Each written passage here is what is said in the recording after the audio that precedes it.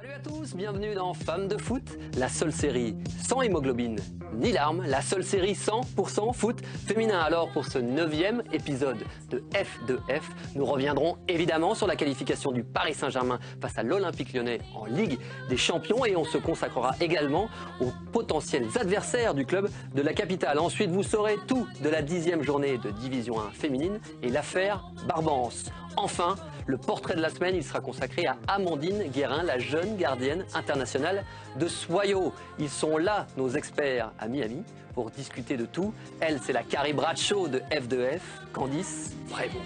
Lui, c'est pas compliqué, c'est l'homme qui tombe à pic, Monsieur Patrice Lair. Enfin, que dire du Dexter du foot féminin, Johan Aubois. Et puis une pensée pour Chouchou et Loulou, nous aussi, on a un gars et une fille. C'est évidemment Mélina Boetti et Thomas Mekish. Enfin, notre invité, c'est déjà sa 10e saison en lettres capitales et à chaque fois son rôle évolue. Merci d'accueillir la défenseur et capitaine du Paris Saint-Germain, mademoiselle Sabrina Delano.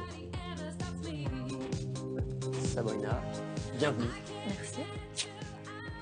Prête pour un nouvel épisode? On est prêt. C'est parti, générique.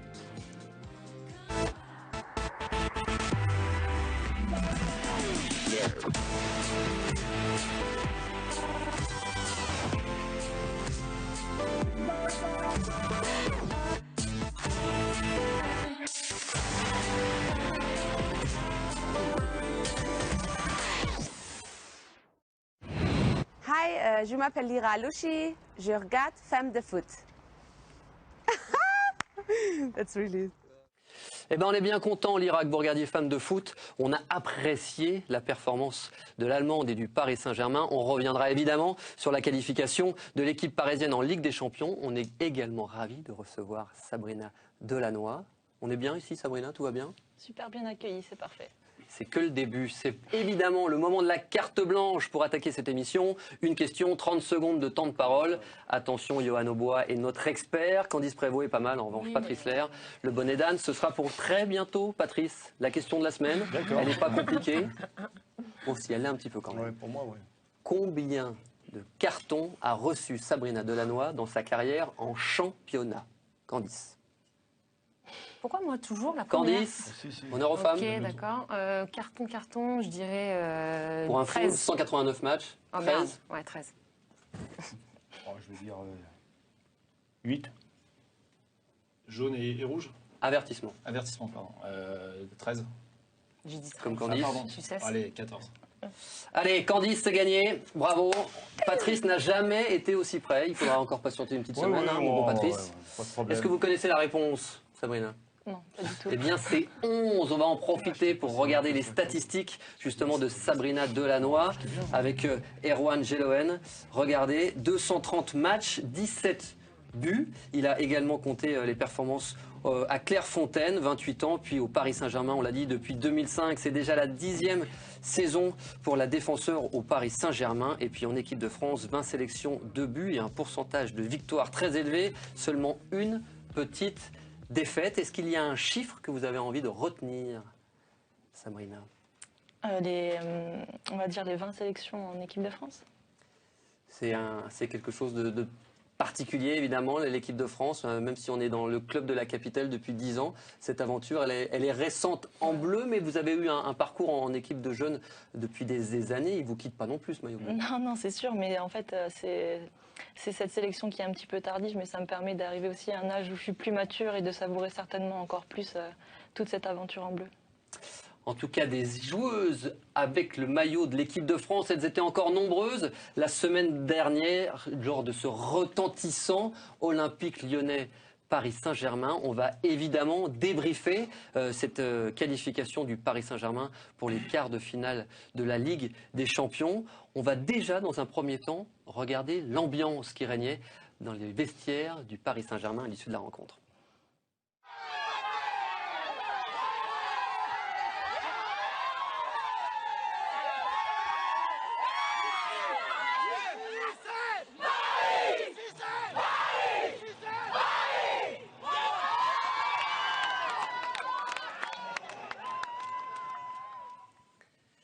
Alors l'an dernier, victoire en championnat, cette fois-ci en Ligue des Champions.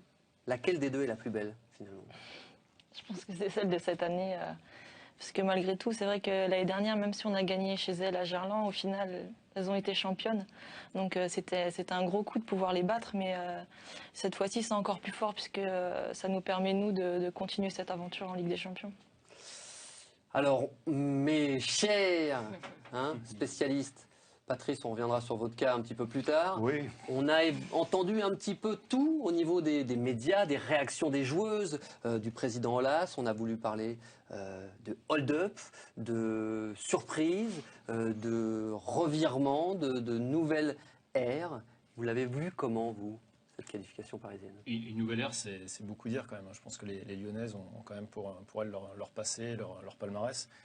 On l'a vu, il y avait eu une opposition de style entre un collectif très huilé qui était celui des Lyonnaises, mais qui leur a manqué l'efficacité dans les 30 derniers mètres, et puis des Parisiennes avec plus d'individualité, mais aussi beaucoup plus de cœur que lors du match de championnat où on les avait trouvées un petit peu timorées, sans ambition. Et on a senti, après le premier match aller de Ligue des Champions, qu'il y avait eu une sorte de déclic dans leur état d'esprit psychologiquement. Donc s'il y a un tournant qui s'est fait, il est peut-être au niveau psychologique. Je ne sais pas si Sabrina peut confirmer ou non.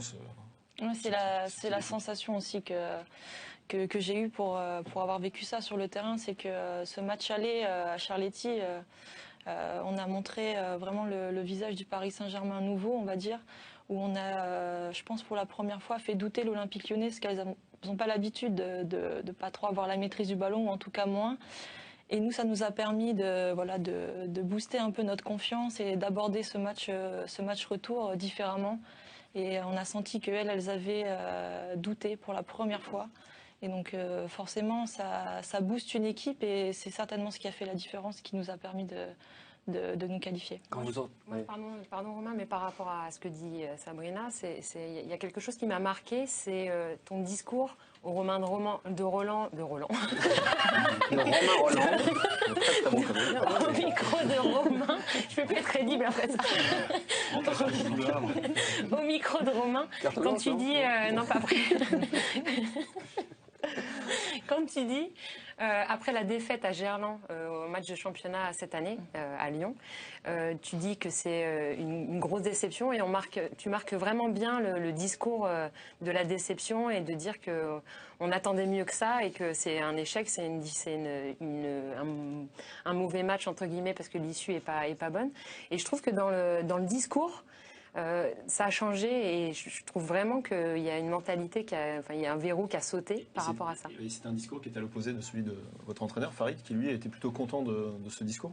Comment ça s'est passé après justement la confrontation entre son discours et le tien où voilà, tu étais très très déçu par votre performance? Je pense que c'est parce que c'est une réaction à chaud aussi, c'est-à-dire que c'est vraiment à la sortie du terrain, à la sortie de cette défaite-là.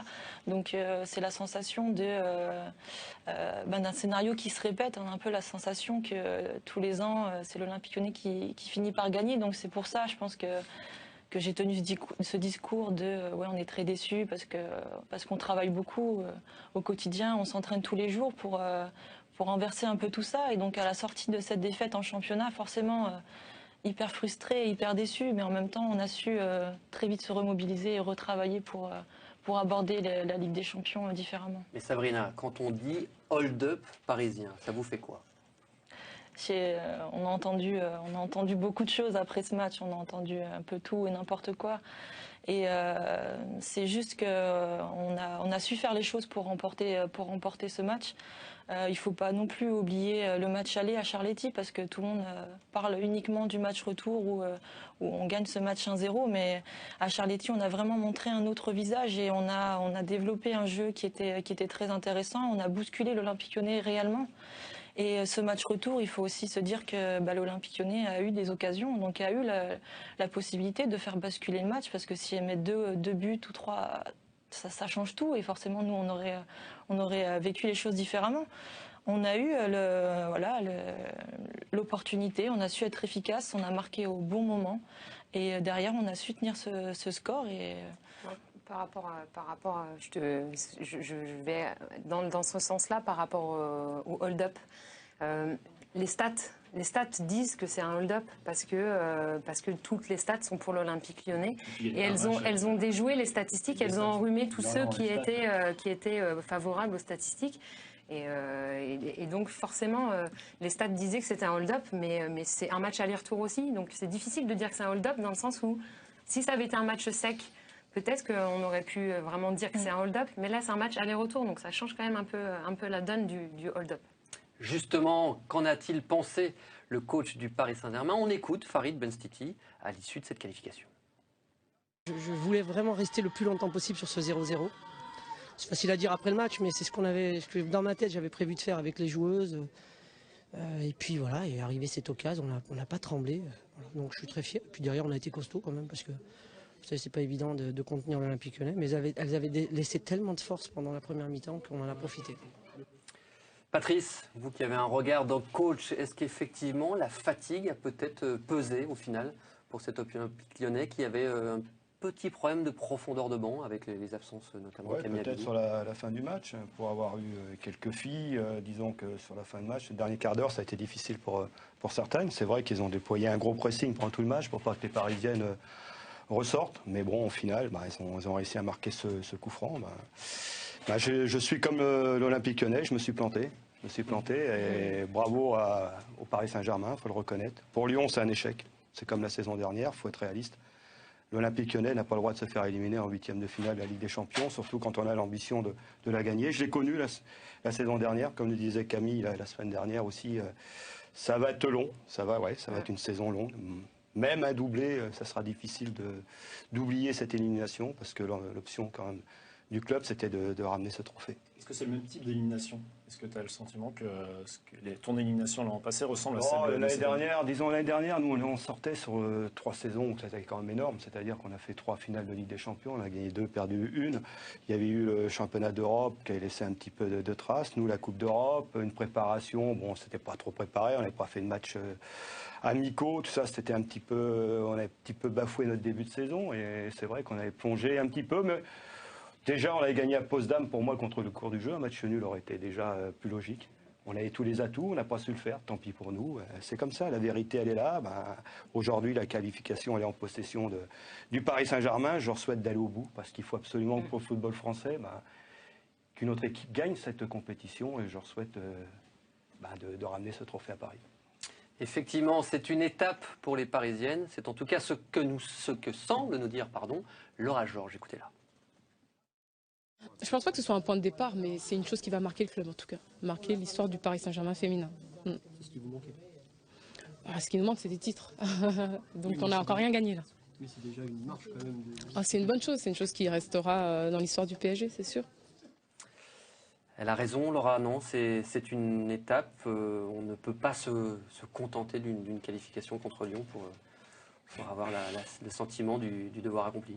Non, ça va marquer l'histoire du club parce que déjà c'est la première fois que le Paris Saint-Germain se qualifie pour les quarts de finale de cette compétition.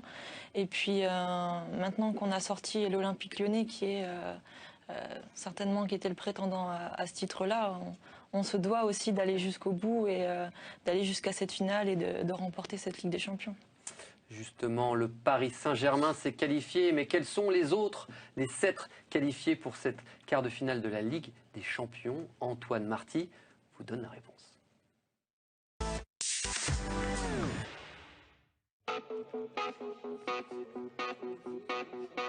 Quel adversaire pour le Paris Saint-Germain en quart de finale de la Ligue des Champions? Mieux vaut éviter les Allemandes en pleine forme.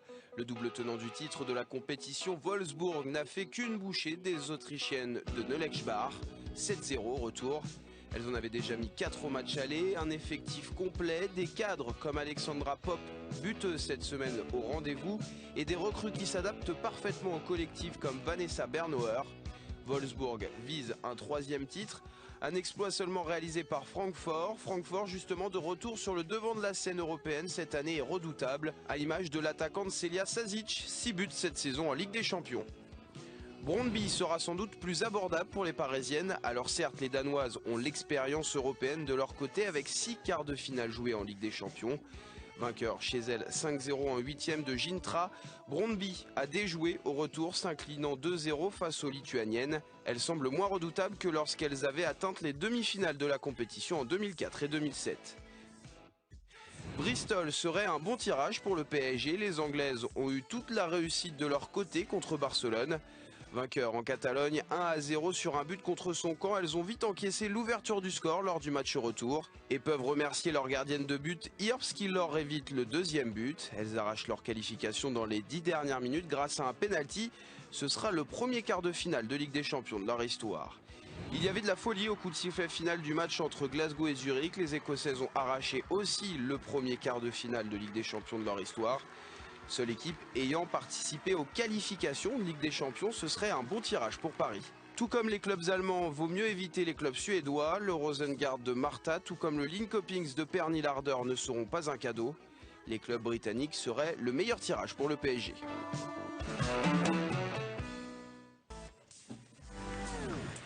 Alors Sabrina, est-ce que les clubs justement britanniques seraient le meilleur tirage? On le rappelle, mercredi, aux alentours de 14h, vous connaîtrez votre adversaire pour les quarts des finales et potentiellement pour les demi. Le bon tirage, c'est quoi? Et le mauvais, surtout, à vos yeux? Je ne sais même pas s'il y a un bon ou un mauvais, mais c'est sûr que... Ah non, un non.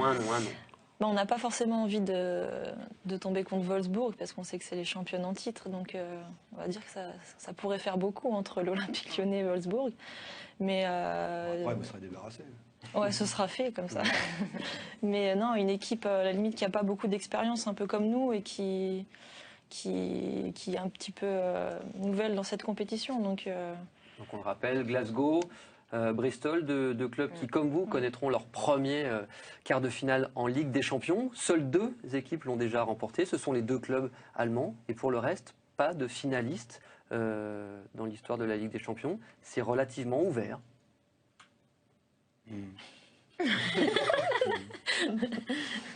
Ouais, les Allemands vont être costauds encore. Hein. Ouais. Très costauds. Oui, les Allemands. Quand c'est quoi le bon tirage? Le bon tirage, c'est Bristol, l'Angleterre, l'Écosse, c'est ça. C'est pas bien costaud. C'est sûr, c'est plutôt éviter l'Allemagne, quoi. Éviter un club allemand, Francfort. Et en quart et en demi. Aussi, club suédois qui est pas mal avec un moment, on va les jouer, mais vous pouvez les jouer qu'en finale. Sabrina sur le côté, la Martha, il faut mieux l'éviter aussi. Non, on a déjà eu affaire à elle l'année dernière, ça nous a suffi. C'est vrai. Avec Tiresso, qui avait terminé donc effectivement en finale de cette Ligue des Champions. On va parler également de vous, Sabrina, parce qu'on a envie d'en savoir un petit peu plus. Le PSG s'écrit en 3 lettres capitales. Mélina en a eu une, mais qui vaut tout autant. C'est la lettre signée La Boétie. Cher Sab, une lettre au profil numérologique, le 5, en guise d'inspiration. 5 comme l'âge auquel vous avez commencé à faire mumuse avec le ballon. Aman-Artois pour faire comme papa, puis Isberg, les garçons pour compère, enfin Bruay-la-Buissière pour s'imposer avec vos pères. L'Artois, fief de vos premières croûtes aux genoux, stigmate de vos premiers tacles. Reçu 5 sur 5 à Clairefontaine, l'élite du football national, un tremplin. En 2005, le PSG vous fait les yeux doux. Une ch'ti débarque à Paris. Avec les Qataris, c'est tous les jours mercredi. L'entraînement devient quotidien. Les objectifs européens. Rêvons plus grand. Un slogan que vous portez au-delà du terrain. Capitaine en mission. 5 sens. Ineptie, absurdité, affabulation, salaud d'Aristote. Sens du placement et de l'anticipation. La marque de la noix. Et pourtant, au moment où vous vous y attendez le moins, vous retrouvez Clairefontaine en bleu cette fois. 5 jours d'euphorie, il y a 5 jours, tremblement de terre sur la planète football, oui. Paris sort Lyon. Première qualification pour les quarts de finale de la Ligue des Champions.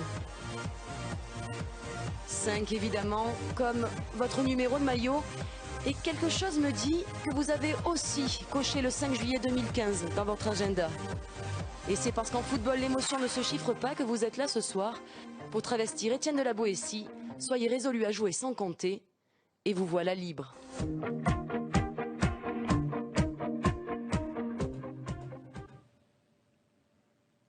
Dites-nous tout.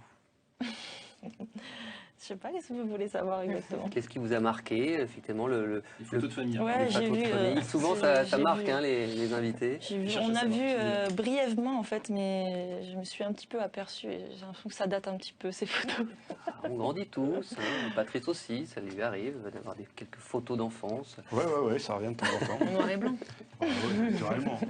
Plus sérieusement, moi, c'est ce rôle de capitaine. Vous êtes quelqu'un de très posé, de relativement calme. Pourtant, vous avez ce brassard qui vous colle depuis des années. Comment vous l'expliquez, le justifiez? C'est de par ma personnalité, je pense, où justement j'arrive à, malgré le fait que je sois plutôt calme, plutôt posée et assez discrète, à faire passer les messages qu'il faut quand il faut. Et c'est important en fait d'être à l'écoute de chacune des joueuses et de ses besoins. Donc il n'y a pas forcément besoin de justement de crier, d'hausser le ton pour faire passer les messages. Je suis plutôt du genre à utiliser la méthode douce, si on peut dire. Et puis voilà, Candice pourra peut-être vous en dire un petit peu plus. Et c'est ma manière à moi en tout cas de gérer ce rôle-là. Allez, on reviendra évidemment sur notre invitée. On va la cuisiner, on en apprendra beaucoup plus. Vous verrez en deuxième partie de l'émission. Pour le moment, c'est l'heure de la récap D1. Pauline Schatz a cherché à vous surprendre. Y a-t-elle réussi, hein? Réponse maintenant.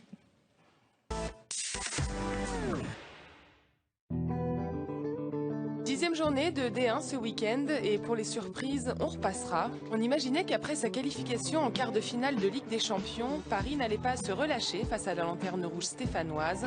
Un groupe totalement remanié avec notamment d'anciennes blessées de retour sur le terrain. Farid Benstiti avait laissé son équipe type sur la touche. Et il n'a pas eu tort. La preuve, c'est Kenza Dali, absente depuis la 5e journée, qui a inscrit les 2 buts de la rencontre. 2-0 donc pour le PSG qui empoche 4 points et qui conserve sa 3e place. On vous avait prévenu, pas de coup de théâtre au Stade Charletti. Ce dimanche, on se prenait à rêver que la sensation viendrait peut-être de Metz. 9e du tableau, les filles de Jérôme Henrionnet allaient peut-être renverser les dauphines de l'OL, à savoir les Juvisiennes. Il faut être lucide, on n'y a pas cru bien longtemps. 13e minute de jeu, Sandrine Brettini nous rappelle rapidement que la logique est faite pour être respectée. 1-0, puis 2-0, puis 3-0 à la mi-temps grâce à Gaëtane Tinet et Julie Soyer. À 5 minutes de la fin, Camille Catala met elle aussi sa pierre à l'édifice juvisien. 4-0 donc pour les locales qui conservent leur 2e place mais qui comptent un match de plus que Lyon et que Paris. Allons, ne perdons pas espoir. Notre surprise se cacherait-elle du côté de Soyaux qui recevait Montpellier samedi après-midi? Eh bien, pas du tout. Comme souvent depuis le début de la saison, les Montpelliéraines ont déçu et ont cette fois-ci concédé un match nul. Un moindre mal tout de même pour les troupes de Jean-Louis Saez qui ont bien failli s'incliner. Après l'ouverture du score de Soyaux à la 37e minute, les visiteuses poussent comme elles peuvent pour revenir dans la course. Une obstination qui s'avère payante à l'avant-dernière minute de jeu grâce au but de Claire Lavogé. Un partout donc et une place de moins pour Montpellier qui est désormais 5e du tableau. On a bien compris, ça n'est pas aujourd'hui qu'on sera surpris, bousculé ou chamboulé. La routine continue pour Lyon qui a balayé Rodez 7-0. Et Guingamp grimpe à la 4e place après sa victoire logique face à Issy-les-Moulineaux. Enfin, Albi confirme sa bonne première partie de saison en s'imposant 3-1 face à Arras. Sabrina, vous n'avez pas disputé cette rencontre face à l'AS Saint-Etienne. C'était un peu de repos pour récupérer de cet exploit en Ligue des Champions? Oui, on va dire ça comme ça. Et puis j'avais un petit souci au coude, donc il fallait pas prendre de risques. Donc c'est bien aussi que tout le monde puisse avoir du temps de jeu et que tout le monde reste mobilisé parce que la saison va être longue. Alors si Pauline Schatz nous dit qu'il n'y a pas eu de surprise dans cette journée de D1 féminine, on a quand même eu une affaire sur laquelle on voulait revenir pour vous dans Femmes de foot. C'est ce qu'on pourrait appeler l'affaire Barbance. On est justement avec Solène. Solène, bonjour. Bonsoir. Est-ce que vous pouvez nous expliquer un petit peu la raison de votre absence depuis maintenant 2 journées? Oui, déjà comme vous avez pu sûrement le voir dans la presse, je suis dans une situation qui est très délicate et difficile à gérer depuis plus d'1 mois maintenant. Donc j'ai pas forcément grand-chose à rajouter par rapport à ce qui a été écrit dans les articles. hormis le fait que voilà, je tiens à vraiment m'exprimer sur le fait que les allégations qui ont été faites sont fausses et que voilà, j'ai été diffamée et injuriée par mon entraîneur pour des faits dont, je le répète, sont faux.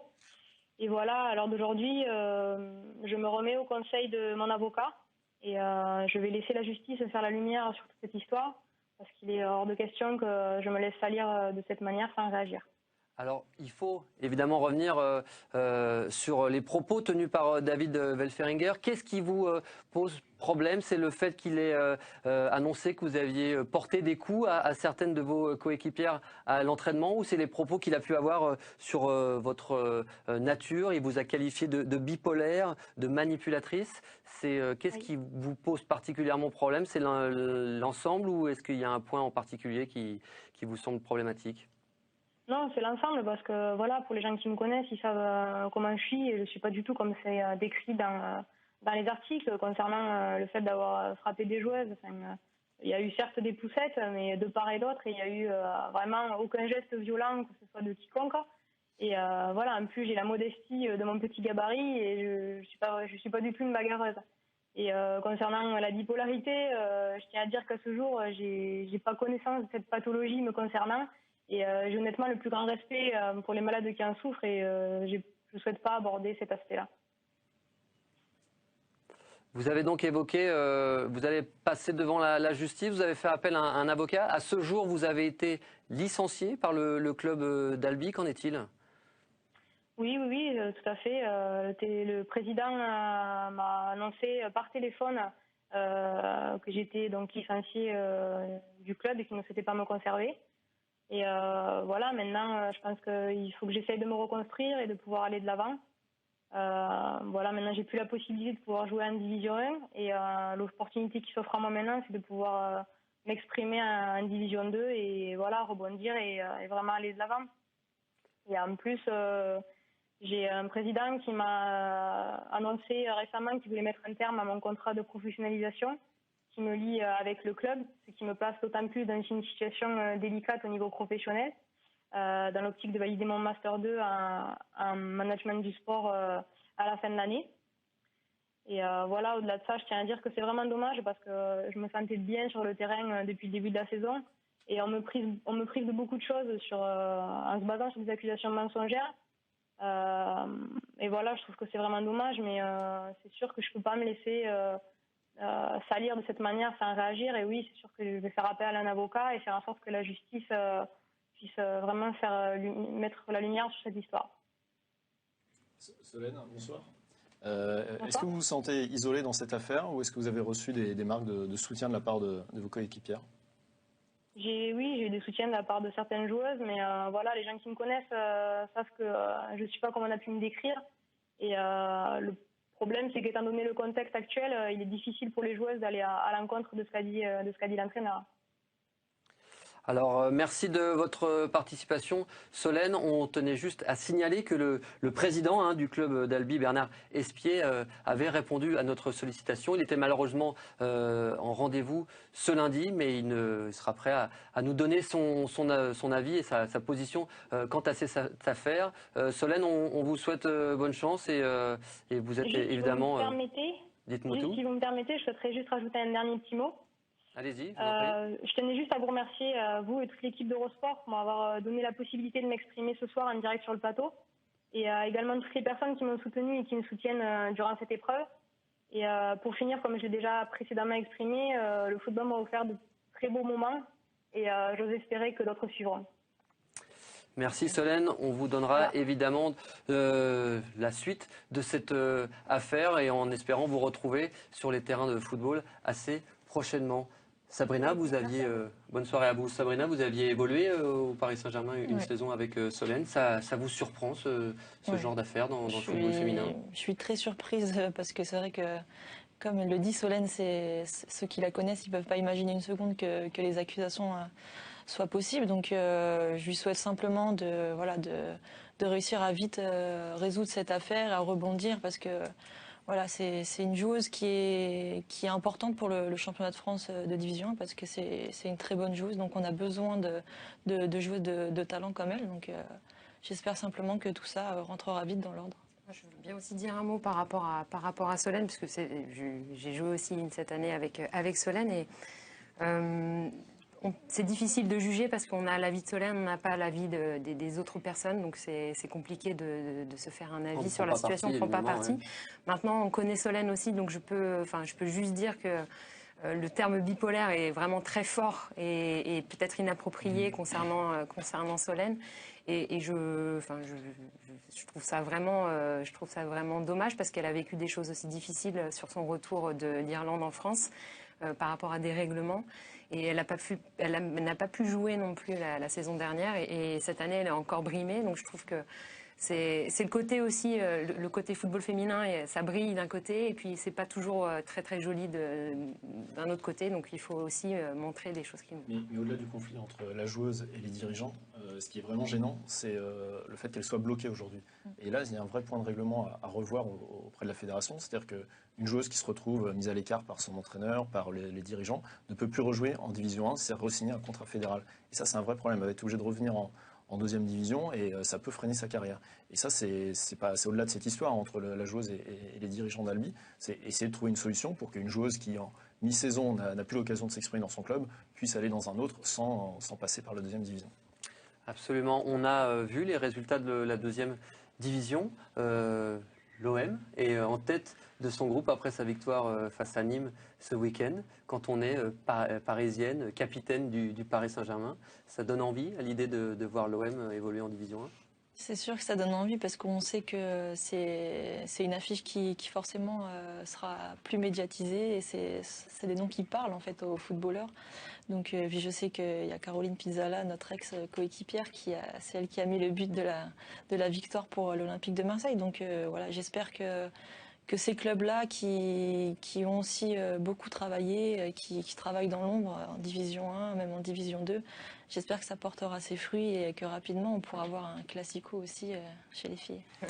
On reviendra plus longuement la semaine prochaine sur l'Olympique de Marseille qui aura son derby en D2. Ce sera l'occasion de faire un petit peu le point sur le club marseillais. L'autre surprise en termes de résultats lors de cette journée de D1, c'est le résultat nul entre Soyaux et Montpellier. Patrice, c'est un bon résultat de Soyaux ou c'est une nouvelle déception de la part des Montpellier? C'est une nouvelle déception pour Montpellier. Montpellier perd du terrain par rapport aux autres équipes.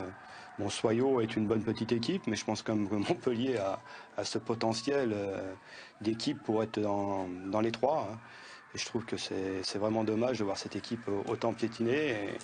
J'espère qu'ils vont vraiment s'en ressaisir. Je sais pas, la prochaine fois, je crois que c'est pas contre Juvisy, il n'y a pas un match qui se profile. Mais c'est compliqué. Franchement, c'est compliqué, décevant. Sur le papier, en plus, c'est vrai que c'est étonnant de voir. Vraiment déçu de Montpellier, mais Soyaux fait un parcours, ils vont se maintenir peut-être un peu moins bien que l'année dernière, mais bon, c'est bien. Et en plus, ce terrain était bon. L'équipe de Juvisy qui semble être sur une très bonne dynamique, qui est au classement devant le Paris Saint-Germain du fait du match en retard du PSG. Cette équipe de Juvisy, elle semble finalement la mieux armée pour revenir dans la course à la Ligue des Champions. C'est celle qui a le plus de potentiel pour embêter et le PSG et Lyon. Après, on a déjà eu l'occasion d'en discuter ici. Il y a peut-être un moment où il y aura une limite en termes d'effectifs, en termes de fatigue, même si elle ne joue pas de Coupe d'Europe, ce qui peut être un avantage par rapport au PSG. C'est plus le cas de Lyon, mais par rapport au PSG, en tout cas, ça peut être un avantage. On est comment, Sabrina, quand on est un peu comme la saison passée ou la saison encore d'avant, en tenaille entre l'envie d'aller chercher l'Olympique Lyonnais et puis Juvisy potentiellement sur vos talons pour profiter d'un faux pas. Elle vous fait peur encore, cette équipe de Juvisy? Il faut s'en méfier. De toute façon, on l'a vu la saison dernière, puisqu'on n'a pas réussi à obtenir notre ticket pour Ligue des Champions sur ce match retour chez elle. C'est une équipe qui a le potentiel et qui a les armes pour nous embêter. Donc il va falloir être vigilant. Et on sait que si on veut aller chercher ce titre et avoir ce match retour chez nous contre l'Olympique Lyonnais, qui soit un peu décisif, il ne va pas falloir faire de faux pas et gagner tous les matchs jusque-là. Gagner tous les matchs. On va voir justement quel est le programme de la prochaine journée de Division 1 féminine, de ces 11e journées le week-end prochain. après la trêve internationale. Merci. Excusez-moi, le 30 novembre exactement, avec ce déplacement du Paris Saint-Germain du côté de Rodez, alors que Lyon, lui, ira dans le nord affronter Arras. Une affiche pas mal entre Guingamp et Albi, deux équipes qui peuvent aussi prétendre à la partie supérieure du tableau. Et puis, effectivement, ce choc entre Montpellier et Juvisy, on le voit, notre Patrice Lair, ce sera effectivement une affiche plus qu'intéressante. Allez, place au débat de la semaine. On va remettre les crampons vissés, on va remonter les protèges tibias, ça va tacler sévère. Et le débat, il vous est présenté par Mélina Boetti. Et si la D1 féminine appartenait aux étrangères, caricaturons ou provoquons, mais disons que les stars de notre championnat ne sont pas françaises. Des stats explicites, avec à la tête des buteuses, avec 14 réalisations, la Norvégienne Egerberg, suivie par sa coéquipière à l'Olympique Lyonnais, la Suédoise Lotta Schelin, également dans le top 3 des meilleures passeuses. Des stats, mais aussi une tendance, recruter étranger. Un symbole, le PSG et son recrutement pharaonique l'été dernier. 4 nouvelles joueuses, Henning, Seger, Berger, Alouchi, aucune n'est française. Un choix évident pour l'entraîneur parisien Farid Benstiti. Voici ses mots. Les Françaises sont beaucoup plus chères que les étrangères. Dès lors, par rapport au niveau des étrangères et à leur professionnalisme, c'était vite vu. Aujourd'hui, l'effectif du PSG est composé pour moitié de joueuses étrangères. Malgré tout, attention, nos Françaises font encore le poids. Nessib, Abili, Renard ou encore Dely n'ont pas à trembler. Mais la génération à suivre est peut-être en danger. Face à cette concurrence et cette influence indéniable des joueuses étrangères, un risque, celui de voir nos Bleus contraintes au banc. Alors Sabrina, est-ce que les stars de la D1 féminine sont étrangères? Je pense qu'il faut tout simplement trouver le juste équilibre entre garder l'ossature des joueuses de club et des joueuses françaises et puis venir étoffer cette équipe par le talent qu'il y a dans les autres clubs européens, parce qu'on sait que ce soit la Suède ou l'Allemagne, il y a des gros effectifs. Il faut simplement trouver le juste milieu, parce que c'est important de garder aussi une âme dans cette équipe, et les joueuses historiques des clubs sont importantes. Et après, si les joueuses sont stars, si les joueuses stars de D1 sont étrangères, aujourd'hui les statistiques parlent pour ça, mais il ne faut pas oublier toutes les internationales françaises qui sont dans ce championnat de France. Les statistiques, on leur fait dire un petit peu ce qu'on veut. Là, on note que Egerberg et Schelin sont en tête. J'ai regardé le classement des buteuses l'an dernier. Les deux premières, c'était 2 Françaises. C'était Tiné et Dely. Sur les 10 premières, il y avait 4 étrangères. J'ai regardé les 10 premières de cette saison, il y a 4 étrangères, donc il n'y en a pas plus. La seule différence, c'est que Farid Benstiti disait tout de suite, les Françaises sont chères, surtout tu les achètes tous les Françaises. Elles sont soit à Lyon, soit à Paris, quelquefois à Juvisy, un petit peu à Montpellier. Il n'y a pas de top joueuses qui te permettent de passer un cap dans ces clubs-là. Donc tu vas chercher à l'étranger. On ne va pas se plaindre d'avoir des grandes joueuses comme Alouchi, qui est certainement une des plus belles joueuses du championnat. Donc je pense que, comme le disait Sabrina, il y a un équilibre qui se fait. Avant, on avait les meilleures joueuses françaises dans notre championnat. Et aujourd'hui, on arrive à attirer, en plus de ces meilleures joueuses françaises, des joueuses étrangères. Je n'ai pas l'impression qu'elles fassent de l'ombre à nos Bleus. Il suffit de voir Sabrina. Sabrina, elle est titulaire au PSG. Il y a quelques Allemandes qui passent du temps sur le banc. Voilà. Patrice, vous aviez été le premier justement à mentionner des joueuses comme Egerberg, parler d'autres potentielles étrangères qui pourraient faire du bien en championnat. Oui, ça bonifie notre championnat. Bon, je sais qu'au début, quand je suis arrivé à Lyon, c'est vrai qu'il y en avait un peu trop quand même à mon goût. J'ai aidé un petit peu à les faire partir, je peux le dire. Et j'ai gardé celles qui m'intéressaient et qui nous apportaient vraiment un plus. La première finale de la Ligue des Champions, il y en a 2 qui ont démarré. C'est Lotta et Shirley, qui sont des joueuses exceptionnelles. Après, Lara Digenman a eu une progression aussi. Ce sont des joueuses qui amènent un plus. Je pense que pour le Paris Saint-Germain aussi, avoir une ossature, un équilibre, avec des joueuses vraiment pour amener ce petit plus, mais surtout pour aller gagner des compétitions hors normes, comme la Ligue des Champions. Moi, j'ai regardé la définition de star. Et vous êtes une star pour nous. Ouais. Star. Attends, star, c'est vedette. Vedette, étoile. Donc étoile, enfin vedette, pour moi, c'est des joueuses aussi qui sont médiatisées et qui passent aussi beaucoup à l'image. Et donc, les stars, pour moi, du championnat de France de D1, par exemple, ça va être une Laure Boulot, ça va être une Gaëtane Tiné qui est très à l'image aussi, une Louise Anessible. Donc, elles sont pour moi françaises aussi par rapport à ça.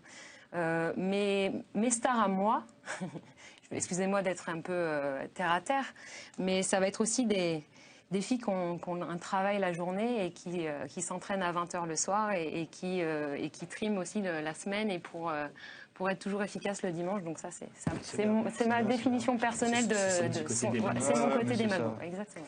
T'aimes bien vous embêter un peu, toi? J'aime bien. Si on se projette un petit peu sur l'avenir, hein, on l'a déjà évoqué auparavant dans le championnat d'Angleterre chez les hommes ou même dans le championnat de France quand les meilleurs joueurs partaient à l'étranger. Est-ce que la venue de joueuses comme ça étrangères pour venir étoffer les meilleurs clubs de D1, est-ce que c'est un danger pour les plus jeunes joueuses? On a encore une génération U20 qui est pleine de talent. Est-ce que ça peut aussi faire de l'ombre à ces joueuses-là? Non, parce que au contraire, ça va les tirer vers le haut. Je pense à la petite Clara Vauger quand elle rencontre Charles Cruz. Voilà, c'est le top niveau mondial. Ça l'oblige encore à élever son propre niveau. C'est un danger quand il y a trop d'étrangères médiocres. Là, c'est un vrai problème parce que ça ferme la porte à des jeunes U20. Quand vous prenez les meilleures joueuses du monde, bien sûr, vous tirez tout le monde vers le haut. Le championnat, les équipes, les jeunes joueuses. En effet, si vous allez chercher des joueuses moyennes en Allemagne, en Suède, là clairement, vous empêchez le développement de certaines joueuses. Ce n'est pas encore le cas pour l'instant. Toutes les joueuses étrangères qu'on a citées sont des très bonnes joueuses. Il n'y a pas que sur les matchs, il y a l'entraînement, il y a plein de choses, l'exigence, tout ça. C'est sûr qu'elles vont progresser, mais elles ne jouent pas le dimanche et elles ne sont pas vues et sélectionnées derrière parce que tu joues pas. Karima Benhammer qui était avant par exemple. Oui, mais ça n'empêche que Karima, ça l'oblige peut-être justement à travailler un peu plus à l'entraînement dans la semaine. Elle jouera pas quand même. Peut-être, mais Karima n'est pas, avec tout le respect que j'ai, une jeune joueuse. Mais si on parle des U20, je pense que c'est une vraie motivation de voir les Alouchi, les Cruz, les Umaga. Voilà, il y a de très grandes joueuses qui permettent de tirer tout le monde vers le spectacle, les gens qui viennent au stade. Voilà, vous pouvez évidemment donner vos réactions, vos avis sur notre hashtag F2F. Une joueuse de ces U20 qui était dans le groupe France est malheureusement sortie pour cause de blessure. C'est effectivement Sandy Toletti. Elle a été remplacée par Aurélie Cassie. Vous n'avez pas utilisé votre carte blanche depuis le début. Vous la connaissez bien, Aurélie Cassie. Vous avez donc l'obligation de me dire ce que vous pensez de la sélection de la Parisienne. Je rêve. Je peux attendre après la pub pour utiliser ma carte blanche ou pas? Eh bien non, c'est comme ça. Erwan Jelohen vous l'impose. Qu'est-ce que vous voulez Aurélie Cassie en équipe de France. Aurélie Cassie en équipe de France. Elle a eu une sélection en octobre dernier. On nous dit qu'elle a fait une très bonne préparation. Elle a été buteuse avec le Paris Saint-Germain en championnat contre l'Olympique Lyonnais. Mais Aurélie Cassie, c'est la force tranquille, c'est tranquille. Pour être tranquille, c'est tranquille. Tu la connais un petit peu, et je pense qu'elle est. C'est une bonne chose.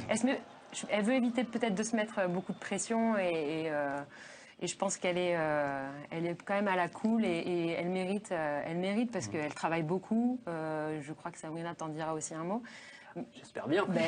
J'espère bien. Non, mais sincèrement, pour moi, c'est une joueuse qui joue aussi dans l'ombre aussi de certaines joueuses. C'est un numéro, oui, ça c'est sûr. C'est aussi la comique, c'est le bout en train de l'équipe, je suppose aussi. Sabrina, le staff du PSG avait indiqué qu'elle avait fait une super préparation, c'est les efforts. Peut-être ce que disait aussi Johan, en étant confrontée à une très grosse rivalité avec les étrangères, elle a réussi quand même à hisser son niveau de jeu et être désormais en équipe de France. Oui, exactement. Elle a beaucoup travaillé et puis il y a des moments où elle a eu moins de temps de jeu, mais c'est pas pour autant qu'elle a baissé les bras. Et aujourd'hui, ça a été un élément clé sur ces matchs face à Lyon. Elle a été buteuse et c'est une juste récompense pour moi qu'elle puisse retourner de nouveau avec l'équipe de France. Une autre joueuse est encore en sélection, vous ne la connaissez peut-être pas très bien, c'est notre interview femme de foot de la semaine. Il s'agit de la gardienne de Soyaux, Amandine Guérin. Découverte.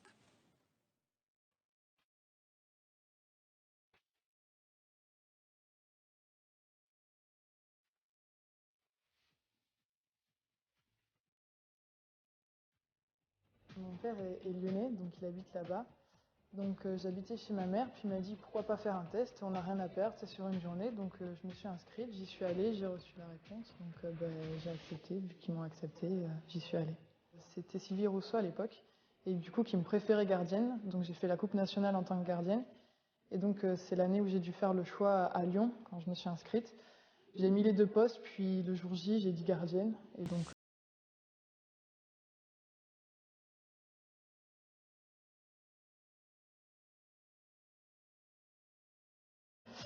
j'ai décidé de partir à Soyaux pour évoluer, parce qu'à Lyon, j'ai 3e ou 4e gardienne.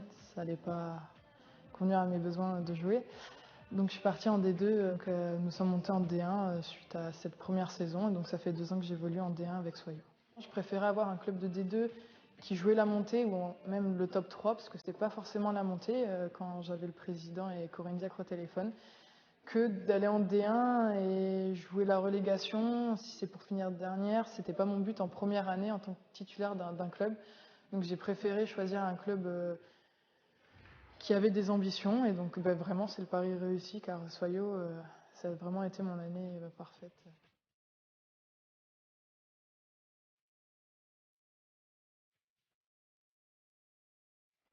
Lyon met vraiment tous les moyens pour les féminines, donc c'est des pros, alors que nous on s'entraîne le soir à 19h15, 3 fois par semaine. Voilà, donc c'est vraiment un monde d'écart, mais on se bat avec nos armes. Maintenant cette année, voilà, je pense que j'ai un rôle à jouer un peu plus avec Soyaux. Dans le vestiaire, donc j'essaye de l'apprendre, ça prend un petit peu, c'est aussi inné, mais voilà, j'essaye de m'imposer un peu plus dans ce vestiaire. C'est une première sélection, mais c'est pas du tout acquis, je le sais très bien, donc voilà, c'est pour l'instant de la joie, je vais profiter pour apprendre pendant ce séjour. C'est impressionnant, le château, je suis jamais rentrée, c'est la première fois, c'est un autre monde encore, voilà. Comparé au monde amateur de Soyaux, voilà, l'équipe de France, c'est vraiment autre chose. On est vraiment au petit soin pour nous, donc c'est vraiment top. D'être le dernier rempart, c'est la responsabilité qu'il y a. C'est que, ouais, comme on dit, un défenseur, s'il fait une erreur, il y a toujours le gardien. Le gardien, s'il en fait une, il y a but. Donc c'est cette responsabilité. Puis, du coup, ça emmène une responsabilité dans l'équipe. Donc voilà, j'aime bien vraiment ce poste à part. Sabrina, vous avez quelque part accueilli Amandine Guérin du côté de Clairefontaine. Vous avez partagé avec elle une chambre au château. Elle est comment, cette jeune joueuse? C'était sa première, donc elle était un petit peu timide et un petit peu impressionnée. Donc j'ai essayé, parce que je suis passée par là aussi, hein, les premières sélections, c'est jamais évident. Mais elle connaissait pas grand monde, donc j'ai essayé simplement de la mettre à l'aise. Et puis ça s'est très bien passé pour elle. Un mot, Johan, sur les gardiennes Ouais, son discours est assez rafraîchissant, parce que on a souvent dit que les gardiennes, on s'est souvent moqué des gardiennes, il suffisait de tirer du milieu de terrain pour que ça rentre à mi-hauteur. Là, elle a un vrai discours, c'est-à-dire qu'on sent qu'elle est pas gardienne par défaut. Et ça valide un petit peu le travail de formation qui se fait depuis maintenant quelques années avec la Fédé. Donc voilà, il y a un vrai discours derrière, et donc j'espère un avenir pour ce poste qui est souvent moqué dans le foot féminin. Très intéressant ce que vous dites, mon cher. Y a-t-il un avenir pour le poste de Thomas Mekisch? Vous buvez ces paroles? Oui, Sabrina est très inquiète par votre communication. Ah bon? Très bon, bah quelqu'un, on va rajouter quelqu'un sur le plateau si ça peut la rassurer. Alors, quelqu'un va rester. Je vous donne un indice aussi pour vous qui êtes chez vous. Celui qui va rester avec nous est un instrument de musique à vent dont le son, créé par la vibration d'une hanche double au passage du souffle. Son timbre peut être puissant, sonore, doux et charmeur. Il se fatigue pas. Hein. Tu restes? Il va sur Wikipédia. Il se fatigue vraiment pas. Ici Nona Debonne, donc à Issy-Moulineaux, Stade Jean-Bouin. Petit message pour femmes de foot et notamment à Romain. Romain, lâche rien, ton émission elle est nickel. Et je suis à fond derrière toi, à fond derrière le foot féminin bien sûr. Salut. Merci Nona, nous aussi on est à fond derrière le foot féminin pour cette deuxième partie de F2F. On est toujours ravis d'avoir la capitaine du Paris Saint-Germain, Sabrina Delannoy, avec nous. Et on a récupéré aussi Thomas Mekisch, le phénoménal. Vous en saurez un peu plus sur Thomas Mekisch, mais avant, nous, c'est notre invité qui nous intéresse. C'est le moment de l'instant face à femme.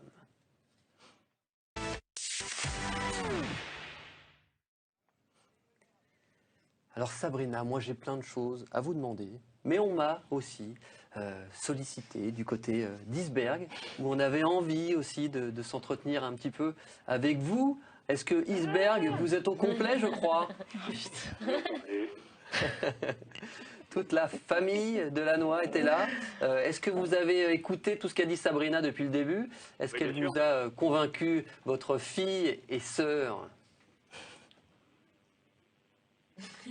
C'est long, Iceberg. Oui, bien sûr. Elle nous a convaincus, comme d'habitude. Sabrina, dites-nous un petit peu, faites-nous les présentations, s'il vous plaît. Alors, on va commencer par en bas à gauche. Je ne sais pas si c'est inversé pour vous ou pas, mais en tout cas. L'équipe type. Voilà, l'équipe type. Donc, il y a mon papa, Bruno, en bas, avec ma maman, Cathy.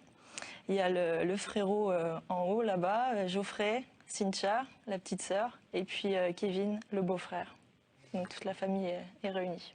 Au grand complet. C'est vrai qu'on pense souvent, en évoquant votre nom, Sabrina, au Paris Saint-Germain. Ça fait 10 ans que vous êtes au club, vous êtes capitaine Sab. Mais le Nord, c'est aussi une grande partie de votre histoire. C'est vos débuts dans l'univers du foot. Et je crois que papa a quand même eu un rôle assez important. Vous étiez footballeur, entraîneur, libéraux. Est-ce que c'est vous qui avez donné envie à Sabrina d'évoluer à ce poste en défense ? Oui, bien sûr. À l'âge, on l'a emmenée sur les stades à l'âge de 5 ans, donc elle tapait le ballon derrière les filets pendant que le papa jouait au football, et depuis elle n'a pas quitté les stades. Les premiers stades où elle a évolué aussi, c'est, je crois, du côté de Bollaert. C'est un passage obligé quand on vient du Nord. C'est vraiment un club mythique. Elle l'a supporté. Elle avait un joueur favori. Elle avait le maillot des 100 et or. Elle portait le maillot des 100 et or, bien sûr. Et puis, elle assistait au match à Bollaert avec moi.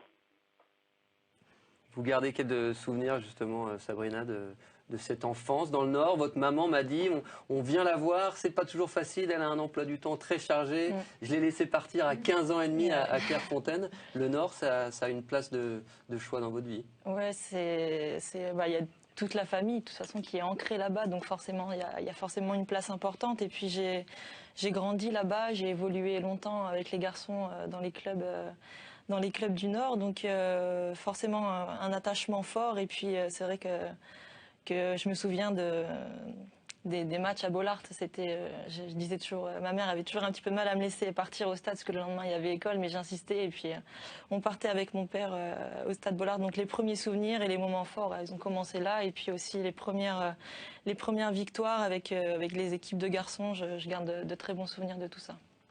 Alors moi, je vais m'intéresser à la fratrie. Sabrina, c'est la sœur aînée. Elle était sympa comme sœur aînée? Oui, elle était très sympa. Elle mettait des tacles ou pas? Dans le jardin, est-ce qu'elle vous taclait? Je pense pas qu'elle a pris de carton. La connexion avec Iceberg. C'est la basketteuse en plus qui a le téléphone là. Donc, Est-ce qu'ils nous entendent bien, les frères? C'était quel genre de frangine, Sabrina, alors? Vous êtes en Nouvelle-Zélande, là, ou quoi? Ils sont très loin. Ils sont loin. Non, mais il n'y a pas beaucoup de connexion. Ah, c'était une très bonne frangine. C'est bon. C'est excellent. Ah, c'est le sens de la synthèse. Ils sont timides. Dans le Nord, on est très fiers. Je sais que à Béthune, qui est l'endroit où est née Sabrina, où on a aussi Jérôme Leroy. C'est l'autre enfant de la région. Et je crois que Sabrina, vous avez été notamment avec le frère de Jérôme Leroy, Nicolas Leroy, comme coach à l'époque en U13. Oui, exactement. J'ai eu la chance d'être coachée par Nicolas, et ça a été un des premiers entraîneurs qui m'a vraiment poussé, qui m'a boosté et qui m'a fait prendre conscience que j'avais sûrement le potentiel pour faire une belle carrière. Donc de très bons souvenirs aussi de cette époque. Allez, merci Tertous, comme on dit, je crois, dans le ch'ti, on m'a soufflé. Alors, un grand merci à toute la famille de Lannoy. On la surveille jusqu'au bout de l'émission, vous inquiétez pas. Merci pour votre participation. C'était vraiment très sympa de vous avoir dans Femmes de foot. Alors, on a évoqué votre père, qui était justement libéraux. Je sais qu'il y a un autre libéraux que vous avez dans votre cœur et qui est un exemple, c'est Thiago Silva du Paris Saint-Germain. C'est un joueur particulier qui vous plaît plus que la moyenne. Non, c'est vrai que j'apprécie le joueur de foot et ce qu'il dégage, la manière dont il joue. C'est vrai que je m'inspire beaucoup. J'aime regarder les matchs quand il joue. Et oui, je pense que c'est quand même ce qui se fait de mieux, en tout cas en termes de défenseur central au niveau mondial. Donc tout simplement, oui, c'est toujours bien de pouvoir s'inspirer de grands joueurs. Alors après, une de vos spécificités, c'est aussi savoir tirer les pénaltys. Vous tirez souvent les pénaltys importants pour le Paris Saint-Germain. Je ne veux pas remuer le couteau un peu dans la plaie. Je voulais juste avoir votre point de vue sur ce pénalty tiré avec l'équipe de France face au Danemark en quart de finale du dernier Euro. C'est vraiment douloureux de revoir ces images ou vous avez le sentiment que vous avez déjà fait preuve d'une certaine confiance, d'un certain courage à l'idée de, comme ça, aller tirer un pénalty décisif en jeu? C'est la première fois que je revois les images. T'as l'impression que tu l'as marqué ou pas? Oui, je me dis que j'ai changé le cours des choses, mais malheureusement, non. Ça a été une épreuve difficile parce que, en plus, j'avais peu d'expérience, encore moins qu'aujourd'hui avec l'équipe de France. Donc, ça a été une épreuve difficile à vivre parce que c'est un échec et quand on rate et que derrière il y a l'élimination directe et les enjeux sont vraiment importants à ce niveau-là. J'avais juste envie, le lendemain, c'était de retourner sur un terrain de foot et de retaper un penalty. Malheureusement, c'était la fin de la saison, donc c'était les vacances. Et ça a été le premier penalty que j'ai dû retirer. Je me suis dit, si j'y vais pas là, j'y retournerai peut-être plus jamais. Donc il a fallu prendre son courage à deux mains et se dire que, comme on dit souvent, les plus grands ont raté. Malheureusement, c'est tombé aussi sur moi. Et aujourd'hui, je me pose plus la question quand j'ai de nouveau l'occasion de tirer un penalty. Tu lui as pas posé la question du penalty tiré contre Montpellier Oui, je sais que c'est un penalty qui vous tient souvent à cœur. Quand vous avez envie de vous motiver avant une rencontre, souvent vous regardez ce penalty qui vous avait permis, qui avait permis au Paris Saint-Germain de se qualifier pour la Ligue des Champions. Tirer un penalty, c'est pas évident, mais soutenir Thomas Mekich, ça peut être encore plus difficile. C'est le moment de l'instant T. Heureusement que j'ai énormément de confiance en moi parce que sinon, bah ça va, j'ai mon petit bois de compagnie à côté de moi ce soir, ça va beaucoup mieux. Bon, vous êtes amie avec Laure Boulot? Tout à fait. Elle nous a appelé Laure Boulot. Je balance, hein, j'étais pas censé balancer, mais Laure Boulot nous a appelé. Elle avait quelque chose pour vous. Cet après-midi, elle avait quelque chose pour vous. Alors vous êtes fan de Bridget Jones, c'est ça? Et vous vous moquez souvent de la culotte qu'elle porte, Bridget Jones, un peu sa culotte de grand-mère. Laure Boulot a un message pour vous, faudra lui rendre celle que vous avez laissée dans le vestiaire. Ah là là, c'est moche. Le week-end dernier. Donc voilà, je dénonce, c'est pas mon idée, hein, c'est Laure qui nous a appelé. Vous confirmez, Romain? En plus, je mets Romain dans la boucle comme ça. Tout à fait, voilà. Vous n'êtes pas le machiste de service, rassurez-vous, mon cher Thomas. Bon, vous le savez, avec mon petit hautbois de compagnie le dimanche, on adore faire la sieste, mais ça c'est juste quand il fait beau. Hier il pleuvait, et en plus de ça, il y avait ici les Moulineaux, Guingamp. Alors avec Erwan et Gélone, on s'est dit on va aller faire un petit tour, voir un petit peu tâter le terrain, les supporters. Regardez ce que ça donne. C'est dimanche, il fait beau, femme de foot ne se repose jamais, donc on a décidé de vous faire vivre ici les Moulineaux, Guingamp, de l'intérieur, avec les joueuses, avec les supporters. C'est maintenant. Allez, Guingamp, Non. allez, Guingamp, Si je vous file 5 €, vous pouvez dire qu'il est nul ou pas, Patrice Lair? Non. Tu répètes toujours la même chose là, il n'y en a pas une avec des paroles, des vrais? C'est beau.